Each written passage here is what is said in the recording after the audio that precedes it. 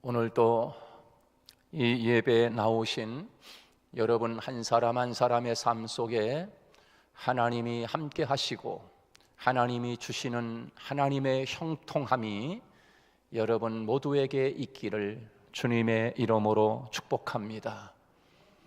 우리가 지난 120편부터 134편 시편까지 성전에 올라가는 노래라고 하는 표제가 붙은 시편 말씀을 우리가 지금 계속 나누고 있습니다. 특히 시편 말씀 중에서 117편 말씀은 성경의 가장 중심에 있는 말씀이 시편 117편이라고 할 수가 있습니다.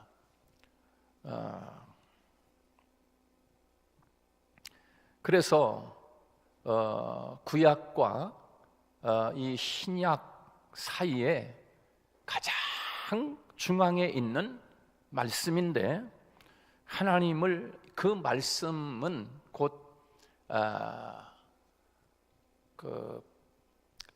하나님 중심으로 살아야 한다라고 하는 그런 말씀을 우리에게 주고 있는 것입니다.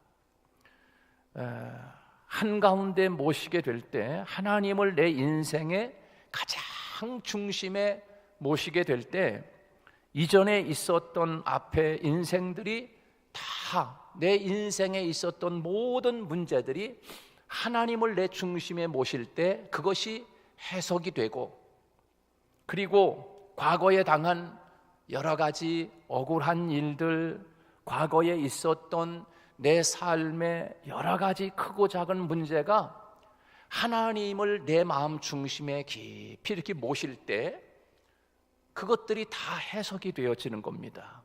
우리 인생의 참된 해석은 하나님만 가능한 줄로 믿습니다. 할렐루야. 왜 내가 지난날 이런 아픔 속에 있었나? 세상의 철학자도, 세상의 사상가도, 세상의 그 어떤 지식도 그것을 바르게 해석해 줄 수 없습니다.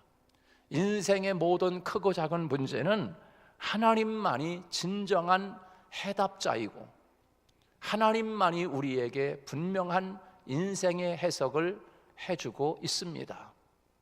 그래서 세상에 아무리 많은 지식이 있어도 우리 인생의 비밀과 문제를 다 드러내지 못합니다. 세상에 아무리 많은 철학자가 있고 그리고 사상가가 있다고 할지라도 그것이 인생의 본질, 인생의 문제를 해석해 주지 못한다는 거예요. 오직 우리 인생의 길이 되어 주시는 하나님, 우리의 인생의 진리요 길이 되어 주시는 예수님만이 인생의 문제를 가르쳐 주시고 해석해 주시는 분인 줄로 믿습니다. 우리가 하나님을 만나고 나면 내 인생에 앞서 생겼던 모든 문제가 보이기 시작합니다. 그리고 미래가 분명해지게 됩니다. 여러분, 시편 117편 말씀처럼 하나님을 내 인생 한가운데 모시게 되면 앞으로 내가 살아갈 일에 대해서 두려움이 없어지게 됩니다. 하나님의 뜻이 분명하게 보이기 때문에 그렇습니다. 그 하나님이 과거도 현재도 미래도 아시는 하나님이기 때문에 그 하나님을 내 인생의 중심에 모시면 우리가 나의 앞날에 어떻게 될까 두려워하지 않는다라고 하는 것입니다. 오늘날 이 시대를 가르쳐서 불확실성의 시대라고 이야기합니다. 불확실성의 시대, 미래가 불확실하고 내일이 불분명하다, 그런 뜻 아니겠습니까? 세상의 철학과 과학 그리고 지식과 또 경험을 통해서가 그 미래를 예측하지 못합니다. 그래서 사람들은 내일에 대한 불안 속에 살아갑니다. 내가 내일의 앞날에 어떻게 될까? 이 불확실성 속에서 두려워하고 염려하고 그리고 걱정하며 살아가는 것 아니겠습니까? 그래서 토종 비결이 나오고 거기에 발맞춰서 마귀들은 그런 사람들을 이용해서 사람들을 홀리고 그렇게 하지 않습니까? 그런데 하나님의 말씀, 하나님이 우리 인생 중심에 들어오게 되면 내일에 대한, 앞날에 대한 삶의 두려움이 사라지게 되는 것입니다. 하나님이 내 인생을 섭리해 가시고 하나님이 내 앞길 계획을 가지고 계신다 하는 것을 믿게 될 때 담대함이 생기게 되는 것입니다. 여러분, 저와 여러분은 하나님의 섭리 속에, 하나님의 계획 속에 살아가고 있음을 여러분 믿을 수 있기를 주님의 이름으로 축복합니다. 하늘에 날아다니는 참새 한 마리도 하나님이 허락하지 아니하면 땅에 떨어지지 않는다고 이야기했습니다. 하물며 저와 여러분의 인생에 하나님이 섭리하시고 참새도 아닌 하나님을 닮은 형상을 닮은 저와 여러분의 인생을 하나님이 섭리하시고 계획하시고 그 섭리와 계획한 가운데 우리를 이끌어가지 않겠습니까? 하나님이 우리 하늘문 교회에, 이 교회에 가장 안 받는 사람을 하나님이, 저같이 부족한 사람을 하늘문 교회 담임 목사로 세워준 데는 하나님의 섭리가 있고 하나님의 뜻이 있는 줄로 믿습니다. 하나님의 뜻이 아니면 참새 한 마리도 떨어지지 않는 거예요. 여러분, 우리 모두는 그 하나님을 내 마음 중심 가운데 모시면 그 주님이 내 인생을 계획해 놓으시고 그 하나님이 우리들을 하루하루의 삶 속에 섭리해 두고 계시는 거예요. 섭리해 두고 계시는 거예요. 그것을 알 때 내일에 대한 불확실성, 내일에 대해서 내 인생이 어떻게 될지 모르지만 그 하나님이 나를 섭리하신 대로, 그 하나님이 나를 계획해 놓으신 대로 하나님이 나를 이끌어 가시는 그 하나님을 마음의 중심에 모신 사람. 그래서 시편 117편 말씀은 하나님을 중심에 모시고 살아가야 할 것을 우리에게 말씀해 주고 있는 그런 말씀이 아니겠습니까? 그렇습니다. 그러므로 우리 인생 중심에 하나님을 모셔야 합니다. 얼마나 그것이 큰 복이겠습니까? 그것을 우리가 알게 됩니다. 그래서 시편 119편 말씀은 우리가 22번 이상 걸쳐서 하나님의 말씀을 나누었지만 그 하나님의 말씀을 모시고 살 것을 당부했던 것입니다. 여러분, 하나님의 말씀을 떠난다는 것은 결국 하나님께서 주시는 해석의 능력을 버리는 것입니다. 하나님의 말씀은 나에 대한, 내 인생에 대한, 이 세상에 대한, 이 세상 섭리에 대한 하나님의 계획에 대한 해석서 아닙니까? 하나님의 말씀은 나라고 하는 존재의 사용 설명서입니다. 그래서 나라고 하는 존재가 이 세상을 살아가면서 가장 멋진 삶을 살 수 있는 비결은 세상 철학을 많이 알아야 멋진 인생을 사는 게 아닙니다.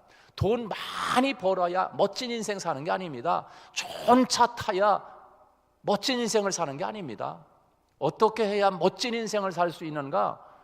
나라고 하는 존재를 가장 잘 설명해 놓은, 내가 어떻게 이 세상에서 쓰임받아야, 내가 이 세상에서 어떻게 살아야 가장 너다운, 내가 너를 만든 너다운 삶을 살아갈 수 있는지, 그것을 하나님은 말씀을 통해서 우리에게 가르쳐 주고 있는 거예요. 여러분이 조그마한 가전제품 하나를 사도 거기에 그 가전제품에 꼭 딸려오는 것은 그 가전제품을 이렇게 사용하세요 라고 하는 사용설명서가 붙어옵니다. 그 사용설명서를 잘 숙지한 사람만 그 가전제품을 다양하게 사용할 수 있는 것이에요. 아무리 좋은 100만 원짜리 핸드폰을 사도 그거에 대한 사용하는 법을 모르면 걸고 받는 것밖에 못하는 거지요. 나라고 하는 존재는 하나님의 말씀을 통하여 내가 이 세상에 내가 만든 걸작품인데 이 세상에서 가장 나의 걸작품다운 인생을 살아가는데 가장 멋진 삶은 돈 많이 벌면 멋진 인생을 사는 거야 라고 하나님이 절대로 가르쳐 주지 않았어요. 하나님의 말씀을 통하여 하나님의 말씀을 많이 알 때, 그 말씀을 마음의 중심에 모시고 살아갈 때 그 인생이 가장 그 인생다운 삶을 살아가게 되는 줄로 믿습니다. 그래서 시편 117편 말씀을 통해서 하나님을 마음의 중심에 모시고, 그리고 119편 말씀을 통해서 하나님의 말씀을 마음의 중심에 모시고, 그리고 이제 120편부터 134편까지 성전에 올라가는 노래, 그렇게 되어 있어요. 성전에 올라가는 노래, 다시 말해서 한마디로 말하면 성전 중심으로 살아라. 할렐루야. 하나님 중심으로 살고 말씀 중심으로 살고 하나님의 성전 중심으로 살아라. 성전 중심으로 산다고 하는 것은 예배 중심의 삶을 말씀하고 있는 것입니다. 여러분, 우리가 어떻게 이 세상에서 가장 나다운 하나님의 자녀다운 하나님의 만든 걸작품다운 삶을 살아갈 수 있겠어요? 예배를 통해서 배우는 줄로 믿습니다. 그래서 성전 중심의 삶을 살라는 거예요. 그러니까 성전에 올라가는 노래가 지금 되어 있는 거예요. 하나님의 성전에 나와서 예배를 통하여 내가 누구인지, 내가 어떻게 살아야 되는지, 내가 어떻게 사는 것이 가장 형통한 삶인지, 내가 어떻게 살아야 세상에서 빛과 소금의 역할을 감당하며 사는지, 어떻게 해야 하나님의 자녀로서 하나님을 나타내며 증거하며 드러내며 살 수 있는지 예배를 통해서 배우는 것입니다. 그것이 바로 성전 중심의 삶인 것입니다. 일찍이 종교개혁자 깔뱅이라고 하는 사람은 우리 그리스도인들은 세 가지 중심의 삶을 살아야 한다라고 당부를 했습니다.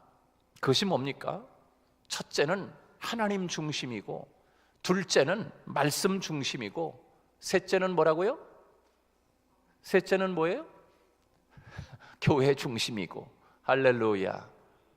그렇게 살라고 당부했어. 당부. 그렇게 훌륭한 신앙인이 그렇게 당부했다고 하면, 여러분, 그것이 그냥 인간의 생각에서 나온 게 아니고 하나님의 말씀을 통해서 요약해서 우리에게 말해주는 거예요. 요약해서. 저는 그런 위대한 사람들이 그렇게 말씀을 통해서 그 묵상하고 깨닫고 그 말씀을 통해서 하나님이 들려주신 그 놀라운 깨달음들을 통해서 우리에게 주시는 거에 대해서는 미련 없이 이게 옳으냐 마르냐 따진다고 하는 것은 시간 낭비고 그냥 아멘으로 받는 것입니다. 할렐루야. 그게 지혜로운 거예요. 저는 하나님을 만날 때 처음 제가 고등학교 1, 2학년 나가고 그럴 때 하나님을 그렇게 믿게 된 동기가 바로 그것입니다. 야, 이 세상에 교회 나가고 예수 믿는 사람이 이렇게 많은데, 이렇게 많은 사람들 중에서 나보다 똑똑하고 나하고는 비교조차가 되지 않는 사람들이 교회 나갈 텐데 저 사람들이 나보다 바보라 나갈까? 저 사람들이 나보다 바보라서 교회 가서 헌금 내고 교회 가서 저렇게 헌신하고 봉사하고 쉬는 날 쉬지도 못하고 예배생활 하고 또 저녁에 나가고, 그것도 모자라서 새벽에도 나가고, 그것도 모자라서 수요일도 나가고 금요일도 나오고, 아주 바보들 아닌가? 피곤하지도 않아? 피곤하면 안 와. 여러분, 그래서 그걸 생각했어요. 그 어린 나이에 분명히 뭐가 있다. 뭐가 분명히 있다. 그래서 그 뭐가 있다. 그 뭐가 뭡니까? 하나님이라고 하는 신이 없으면 저럴 수 있을까? 라고 하는 의문이 들어오면서, 그러면 나도 하나님을 찾자. 저 사람들이 하나님이 있다고 하는데 내가 하나님이 있느냐 없느냐 따진다고 하는 것은 이거는 참으로 어리석기 그지없는 것이로구나, 시간 낭비로구나. 그냥 하나님 내가 만나지 않았어도 하나님이 저 사람들이 있으니 하나님 앞에 나가서 저렇게 봉사하고 수고하고 애쓰고 그러는 걸 보니 하나님이 진짜 있다라고 하는 것을, 그것도 한두 명이 아니니까 그냥 믿은 거야. 그냥 아멘 주여 믿습니다. 그리고 하나님 나도 좀 만나주세요 라고 기도했던 거예요. 그래서 하나님이 만나주셨어요. 그렇게 만나주신 하나님이 너무 감사해서 하나님 나 목사 될게요 이렇게 된 거예요. 그 고백이 오늘 여기까지 이렇게 오는 거예요. 사랑하는 여러분, 하나님 중심, 말씀 중심 지나서 어디에서 우리를 새롭게 해야 하는가? 말씀 중심이 총론이라고 하면 인생의 강론은 어디에서 배워야 하는가? 예배 현장에서 배워야 하는 것입니다. 예를 들어서 우리나라를 지키기 위해서는 군인이 필요합니다. 군인이 이 나라를 지키기 때문에. 그러면 나라의 군인으로 부름받은 사람은 나라의 군인으로 부름받으면 나라가 지켜지는가? 지켜져요? 아니지요.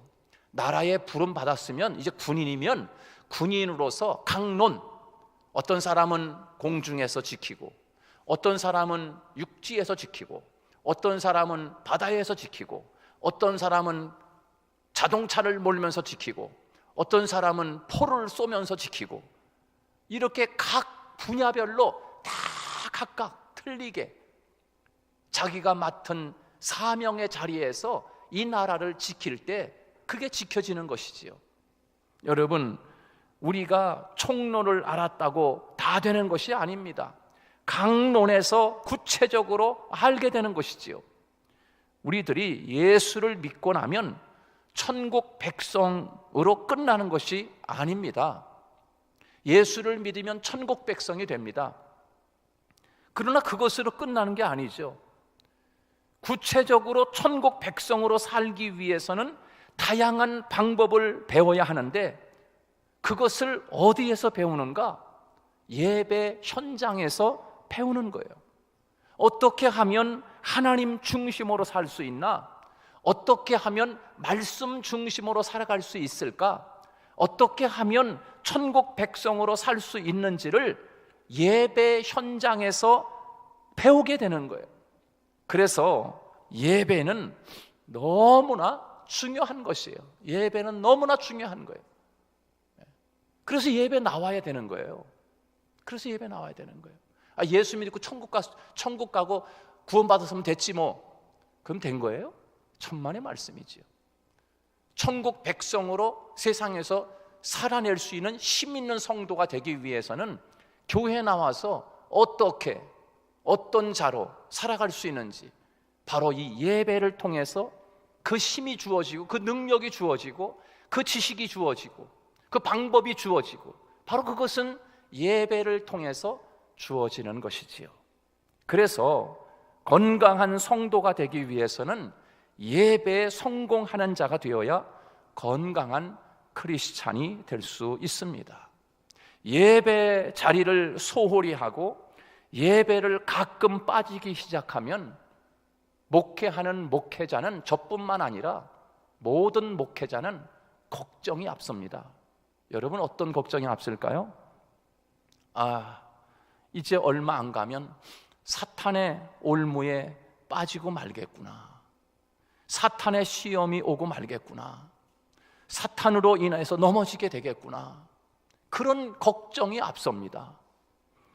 우리에게 이런저런 문제가 조금 있다고 하더라도 예배에 잘 나오는 성도는 그 예배 속에서 문제의 해답을 찾게 되고 승리하는 그리스도인이 되는 줄로 믿습니다. 그래서 예배 잘 나오는 성도들 중에서 정말 인생의 아픔을 겪고 있는 사람이 있어요. 사람으로 인해서 큰 상처를 받는 사람이 있어요. 그러더라도 예배 자리에 나와서 하나님 앞에 예배를 드리면서 하나님이 나에게 해석해 주시고 하나님이 나에게 답을 주시는 그 답을 듣고 나아갈 때 답을 얻고 소망이 생기고 힘이 생기고, 그리고 세상 속에서 진정한 그리스도인으로 승리하는 삶을 살아가게 되는 거지요. 그런데 예배 자리에 나오지 않는데 어디에서 우리 인생의 해답을 얻을 수 있겠습니까? 내게 다가온 이런 어려운 문제들을 세상 어디에서 해답을 줄 수가 있는 곳이 세상에 어디가 있겠습니까? 성도들 가운데는 수요일이나 새벽에 나오고 싶지만 여건이 그렇지 못해서 못 나오는 분들도 많이 있습니다. 참으로 자신들도 여건만 되면 얼마든지 나올 수 있는 사람들이지요. 그런 사람들이 있어요. 여러분, 성도의 영적 피폐의 문제는 말씀 보는 것, 기도하는 것, 그리고 예배 드리는 것 외에 다른 좋은 방법이 있다고 하면 얼마나 좋겠어요. 내 영적인 피폐함을 어디선가 채울 수만 있다고 하면 얼마나 좋겠어요. 그러나 영적으로 회복할 수 있는 길은 죽으나 사나 하나님 말씀을 통해서 회복되는 줄로 믿습니다. 영적으로 회복할 수 있는 길은 기도하는 길밖에 없습니다. 영적으로 회복할 수 있는 길은 예배를 통해서만 회복할 수 있는 거예요. 다른 곳에 길이 있다고 하면 얼마나 좋겠어요. 여행을 가면 영적으로 다 회복된더라. 그러면 일이고 뭐고 회사고 뭐고 딱 휴가 내가지고서 한 3박 4일 동안 어디 저 좋은데 여행 한번 갔다 오면 영적으로 충만해진대. 그러면 얼마나 좋겠어요. 여행도 하고. 아니면 좋은 영화를 한 편 보면은 영적으로 풍요로워진대. 그럼 얼마나 좋겠어. 영화도 보고. 여러 가지. 그러면 좋겠지만 영적 회복은 말씀, 영적 회복은 하기 싫어도 기도하면 회복되는 줄로 믿습니다.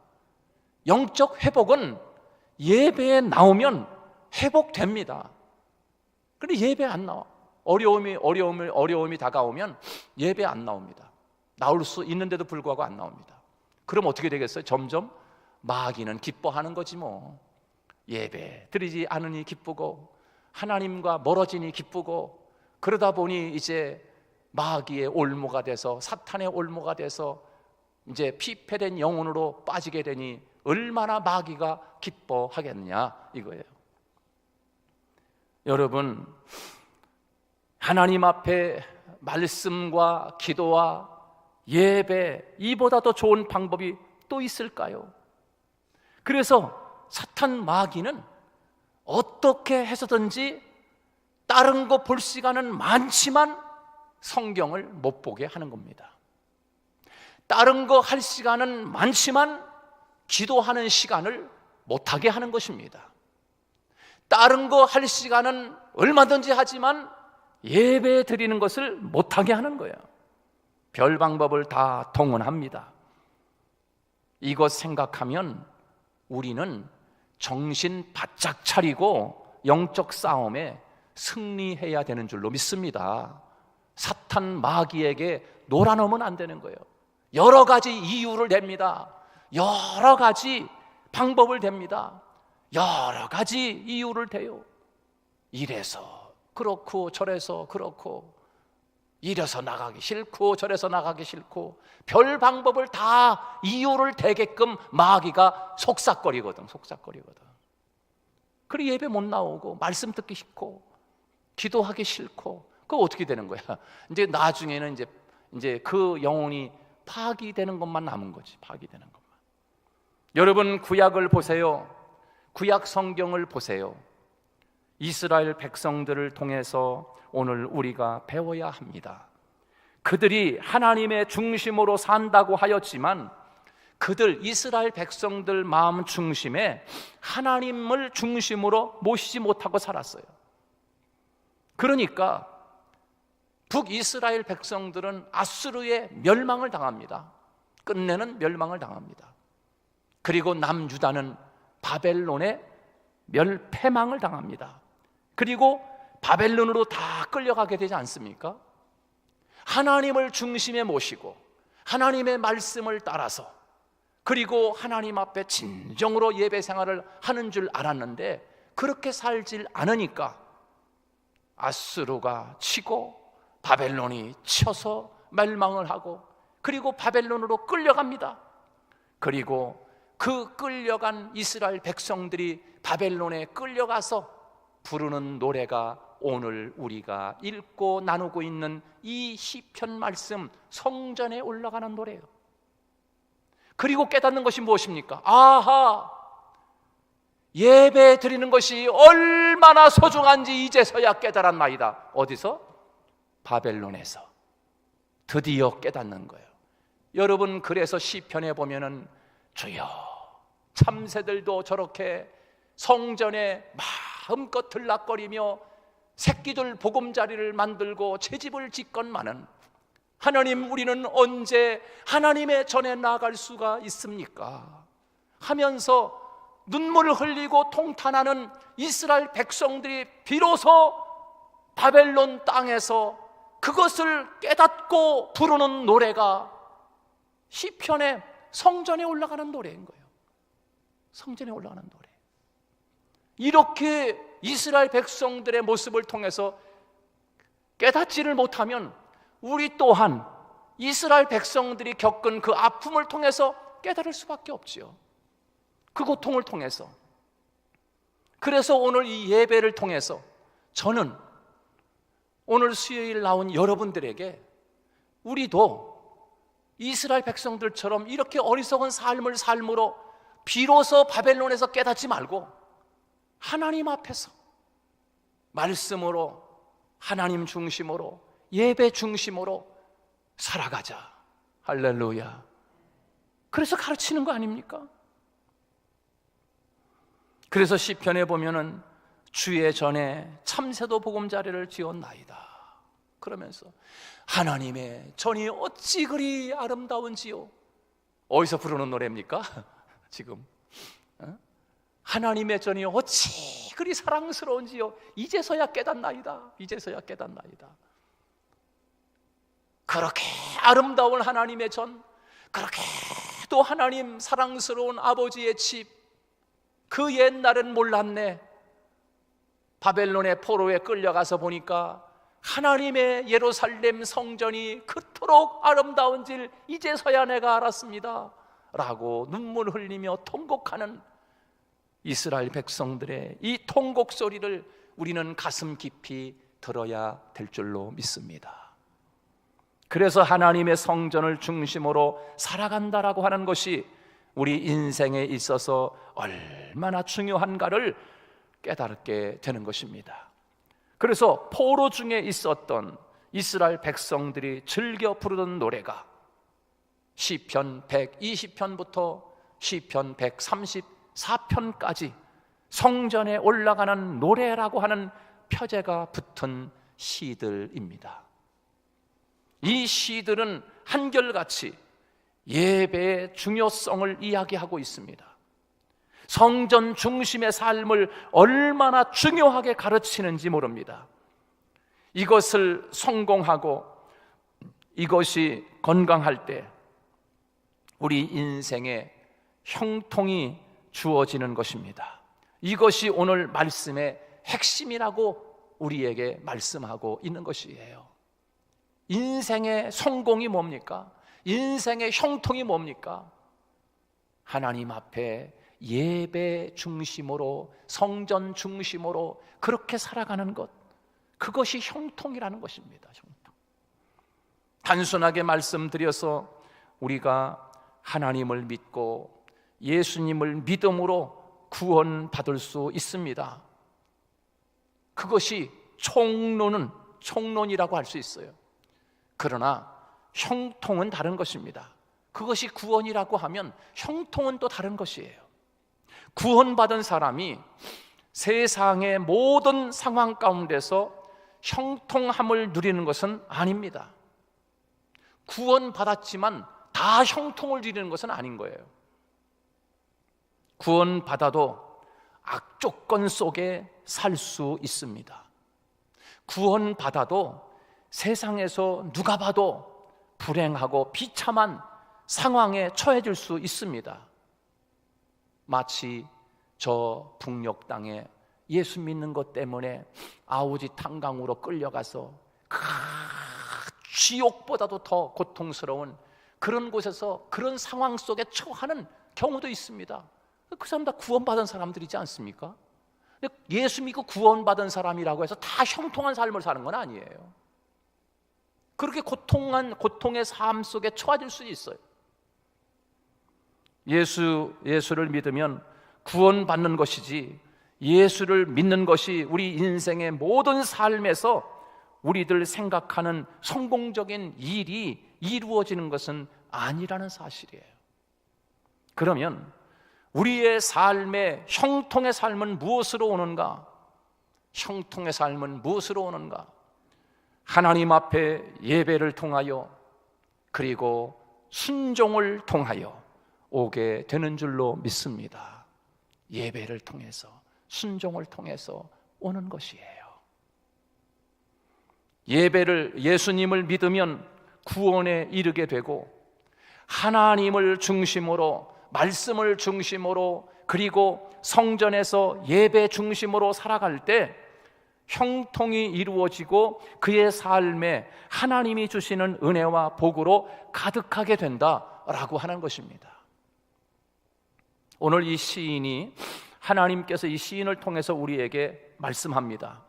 하나님 앞에 나와서 예배할 때 우리들에게 주시는 하나님의 형통이 이루어진다라고 하는 것입니다. 하나님 앞에 나와서 예배할 때 우리 인생의 삶에 형통이 이루어진다는 거예요. 여러분, 오늘 본문 7절 말씀을 한번 같이 읽어보도록 하겠습니다. 7절 다 같이 읽습니다. 시작. 네 성 안에 평안이 있고 네 궁중에는 형통함이 있을지어다. 네. 그렇게 말씀해 주고 있습니다. 우리가 살아가면서 얻는 최고의 보물, 그것이 뭘까요? 그것은 평안이고 또 하나는 형통이 아닌가. 평안과 형통, 최고의 보물이죠. 세상을 살아가면서 평안과 형통이 없는 소유는 우리 인생의 독이 될 수 있습니다. 평안하지 않고 또 형통이 없는 소유, 하나님으로부터 오지 않는 평안과 형통은 우리 인생을 파멸시키는 사탄의 그 유혹이나 미끼일 수 있습니다. 성전 중심으로 예배를 통해서 오는 평안, 그때 오는 형통이 진정한 복이고 우리 인생을 참으로 행복하게 해주는 것 아니겠습니까? 하나님은 말씀합니다.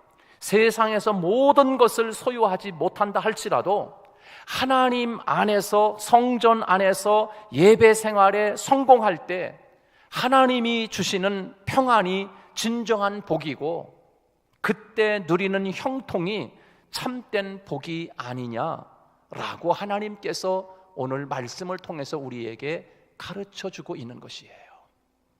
그러면 진정 무엇이 평안이고 형통인가? 오늘 본문에서 우리에게 형통이란, 진정한 형통이란 이런 것이다 라고 우리에게 말씀해주고 있는데, 첫째는 형통이라는 것은 하나님의 계획대로 살아가는 것이 형통이다 라고 하는 것을 우리에게 말씀하고 있는 것입니다. 하나님의 계획하심대로 살아가는 것, 그것이 형통인 거예요. 그렇습니다. 여러분, 내 생각대로 이루어져 가는 것이 형통이 아닌 거예요. 내 생각대로. 내 생각에는 그냥 이렇게 그냥 돈 벌고, 이렇게 좋은 집 살고, 이렇게 좋은 차 타고, 이렇게 성공하고, 이렇게 내 생각대로 되어져 가는 것이 형통이 아니라 하나님의 계획대로 살아가는 것이 형통인 줄로 믿습니다. 그것이 형통인 거예요. 하나님의 계획대로 살아가는 것, 그것이 형통이라는 거예요. 여러분 3절, 오늘 본문 3절 한번 같이 읽습니다. 시작. 예루살렘아 너는 잘 짜여진 성읍과 같이 건설되었도다. 그렇게 말씀해 주고 있어요. 이 시인이 바벨론에 있으면서 가장 부러워한 것이 있었는데 그것이 무엇인가? 예루살렘 성 안에 조밀조밀하게 건설된 성을 보면서 시인이 기뻐합니다. 지금 시인이 보고 있는 것은 당시 고대 근동세계에 아람이나 애굽, 시리아, 아수르, 그것을 지나서 최고의 문명화된 도시가 건설된 곳이 바로 바벨론이었습니다. 지금도 바벨론의 문화유산에 얼마나 어마어마합니까? 그 바벨론 성이 건설된 그 모습을 보는데 상상을 초월하는 것입니다. 그런데 가만히 그 바벨론에 살다가 보니까, 이제 포로로 끌려가 살다 보니까 그 바벨론보다도 더 잘 만들어진 도시가 있었는데 그 도시가 바로 예루살렘이라는 것입니다. 예루살렘. 할렐루야. 예루살렘이라는 거예요. 바벨론은 인간의 지혜로 세워진 도시라고 하면 예루살렘은 하나님의 섭리와 계획과 하나님의 설계도대로 지어지고 만들어진 도시인데, 처음에 이들이 바벨론에 갔을 때는 인간이 만든 도시가 더 아름답고 더 위대해 보이고 웅장해 보였지만 그 바벨론 전체가 죄악의 도시고 바벨론 전체가 인간 생각으로 만들어진 도시이기 때문에 인간이 거기서 죽는구나, 그렇게 살다가 죽는구나, 마치 거대한 무덤처럼 느껴진 겁니다. 그런데 그 무덤 같은 바벨론에서 예루살렘 성을 바라보니까 예루살렘이 얼마나 아름답게 건설되었는지, 얼마나 하나님의 생각과 마음이 그 도시의 곳곳에 스며 있는지, 그 예루살렘이 아름답게 짜여졌다는 고백을 지금 하고 있는 것입니다. 이것은 단순히 눈에 보이는 성과 건물을 이야기하는 것은 아닙니다. 인생에 대한 이야기입니다. 인생에 대한 이야기. 어떤 인생이 가장 아름다운 인생인가? 인생의 생각과 결론에서 나온 결과물이 아름다운 인생이 아니라 하나님의 섭리와 계획에 따라 함께 조밀하게 만들어져가는 그 인생이 가장 아름다운 인생이고, 그것이 형통이라는 겁니다. 형통이라는 거예요. 여러분, 이 세상을 보십시오. 하나님 없이 세워지는 문화 어떻습니까? 아름답습니까? 하나님 없는 문화, 퀴어 축제 문화다, 다 하잖아요. 하나님 없는 문화 좀 보십시오. 하나님 없이 세워지는 법을 보십시오. 그것이 정말 아름다운지. 요즘 차별금지법이니 인권법이니 이런 법들을 만들려고 하잖아, 사람의 생각으로. 근데 하나님 없는 그런 법들이 만들어진다고 해서 사람이 삽니까? 오히려 그것 때문에 사람이 더 죽는 거예요. 더 죽어가는 것을 아예 법적으로 만들어서 이제 아예 그냥 법적으로 만들어가지고 죽게 만들어. 이제 아주 더 인생 파괴하게 만들어. 아주 법으로 이제 그렇게 해도 된다, 이렇게 이제 만들어 놓는 게 법이야. 그게 하나님 없는 법인 거예요. 여러분, 그렇지 않습니까? 하나님 없는 법을 만드는 것은 사람을 살리는 법이 아닌 거예요. 사람을 파괴시키는 법을 아예 법적으로 만들어가지고 공식화해야겠다는 거예요. 공식화.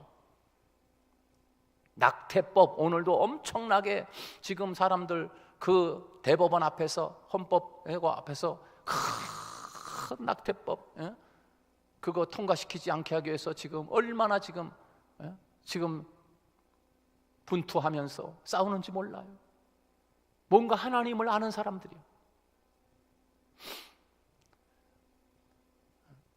그러니까 그거 통과시켜 놓으면 이제 사람 애기 생기면 다 긁어내. 다 애기를 지워도 죄가 안 된다. 이렇게 법으로 만들어가지고 아예 다 생명 죽이는 법을 만들어 놓은 거 아니겠어요? 사람을 살리는 법이 아닌 거예요. 사람을 죽이는 법을 아주 공식적으로 법적으로 아주 그렇게 해주겠다는 거예요. 그냥 아예. 이거 통과되지 못하게 지금 얼마나 많은 사람들이 지금 그러고 있습니까? 두 번째, 형통이란 바른 판단을 하며 사는 것이 형통이라는 것입니다. 형통. 오늘 본문 5절 말씀 같이 읽습니다. 시작. 거기에 심판의 보좌를 두셨으니 곧 다윗의 집의 보좌로다. 그렇게 말씀하고 있습니다. 세상의 법은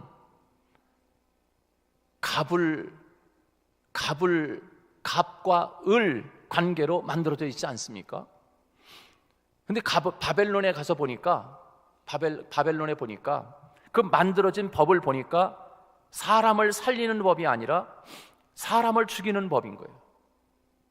하나님이 다윗을 통해서 주시는 이 하나님의 법은, 하나님의 규례는, 하나님의 법도는 사람을 살리는 법이라고 하는 것을 비로소 바벨론에 끌려가서 바벨론 나라에 제정된 그 규례와 법도를 보니까 사람을 살리는 것이 아니라 사람을 전부 다 죽이는 것이로구나. 이것을 깨닫고 있는 거예요, 지금 이 시편이. 그래서 이제 내가 바른 판단, 하나님이 다윗 집에 주신 그 법을 따라 살기로 결단했다라고 고백하고 있는 것입니다. 여러분, 무엇이 형통입니까? 바른 판단의 기준을 가지고 살아가는 것, 사람이 형통할 수 있습니다. 여러분, 틀린 기준과 법을 가지고 살아가기 때문에 자기 인생이 망가지고 맙니다. 틀린 법을 가지고 살아가기 때문에, 틀린 기준, 바르지 못한 기준과 법을 가지고 살아가기 때문에 인생이 망가지고 마는 거예요. 오늘 이 시인은 내가 바른 판단을 가지고 내가 살게 된 것, 그것이 얼마나 큰 형통한 것인지 비로소 알게 되었습니다. 아버지의 말씀 중심으로 사는 것이 사는 길인데, 하나님의 규례, 법도를 따라 그 말씀을 마음의 중심에 모시고 사는 것이 사는 길인데, 그것을 이제야 깨닫고 있습니다 라고 하는 것을 고백하는 것입니다.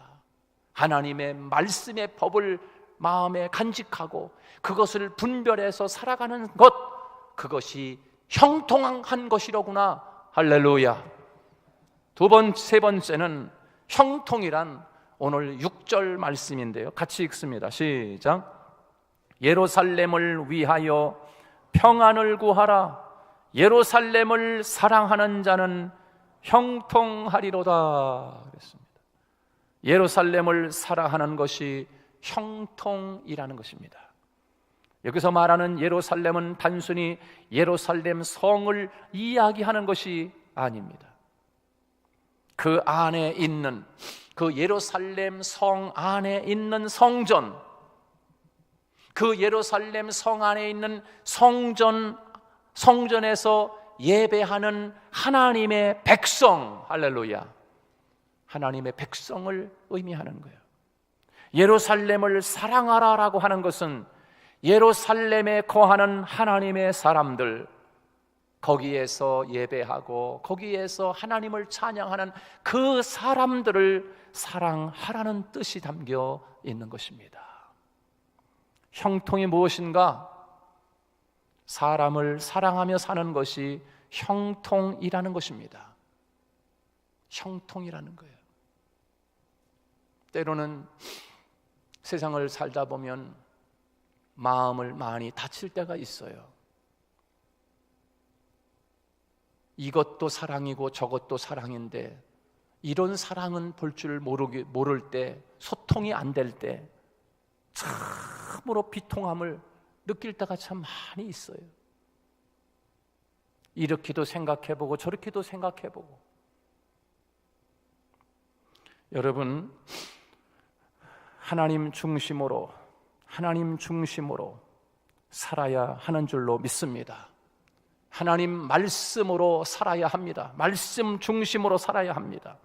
그리고 성전 중심으로 예배하는 성도의 삶을 살아갈 때 진정한 형통의 삶을 살아가는 성도라고 하는 것을 오늘 이 성전에 올라가는 이 노래를 통하여 하나님이 우리에게 주고 싶어 하시는 하나님의 말씀 아니겠습니까? 오늘도 이 말씀을 마음에 깊이 담고 하나님 앞에 살아가는 형통한 여러분이 되시기를 주님의 이름으로 축복합니다. 기도하겠습니다. 하나님 아버지, 감사합니다. 오늘도 하나님의 말씀을 통하여 하나님을 중심에 모시고 하나님의 말씀을 중심에 모시고 그리고 성전 중심으로 모셔서 예배하는 삶을 살아가는 성도가 되어 이 세상에서 가장 형통한 삶을 살아가는 우리 모두가 되게 하여 주시옵소서. 예수님 이름으로 기도하옵나이다. 아멘.